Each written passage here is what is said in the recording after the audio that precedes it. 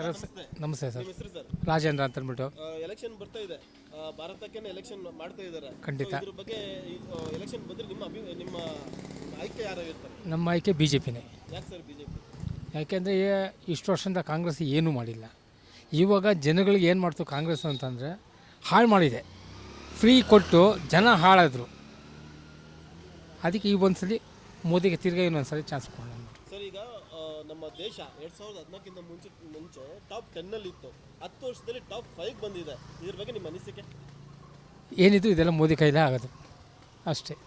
In case ಏನಾದರೂ ರಾಹುಲ್ ಕಾಂಗ್ರೆಸ್ ಏನು ಮಾಡೋಕ್ಕಾಗಲ್ಲ, ಏನೂ ಮಾಡಿಲ್ಲ. ಕಾಂಗ್ರೆಸ್ ಬಂದರೆ ಏನು ನಿಮ್ಮ ಅಭಿಪ್ರಾಯ? ಕಾಂಗ್ರೆಸ್ ಇಂದ ಲಾಸು, ಹಾಳು ಮಾಡುತ್ತೆ ಅಷ್ಟೇ. ಕಾಂಗ್ರೆಸ್ ಬರೀ ಹಾಳು ಮಾಡೋದಷ್ಟೇ. ಈಗ ಫ್ರೀ ಅಂದ್ಕೊಟ್ಟು ಏನಾಗಿದೆ, ಜನ ಹಾಳಾಗ್ತಾಯಿದ್ದಾರೆ. ಇವಾಗ ಬಸ್ ಫ್ರೀ ಕೊಟ್ಟರು, ಜನ ಏನು ಮಾಡಿದ್ರು, ಇದಾಯಿತು. ಏನೇ ಫ್ರೀ ಕೊಟ್ಟರು ಜನ ಹಾಳಾಗ್ತಾಯಿದ್ದಾರೆ. ಇವಾಗ ಕರೆಂಟ್ ಫ್ರೀ ಕೊಟ್ಟಿದ್ದಾರೆ, ಬಸ್ ಫ್ರೀ ಕೊಟ್ಟಿದ್ದಾರೆ, ಏನೂ ಲಾಭ ಆಗಿಲ್ಲ. ಇನ್ನು ನಮಗೆ ಲಾಸ್ ಆಗ್ತಾಯಿದೆ. ಒಟ್ಟಿನಲ್ಲಿ ಏನೂ ಇಲ್ಲ. ಅಕ್ಕಿ 5 kg ಕೊಟ್ಟರು, ಇನ್ನು 5 kg ದುಡ್ಡು ಹಾಕಿರು. ಕೆಲವ್ರು ದುಡ್ಡು ಬಂದಿದೆ, ಕೆಲವ್ರು ಬಂದಿಲ್ಲ.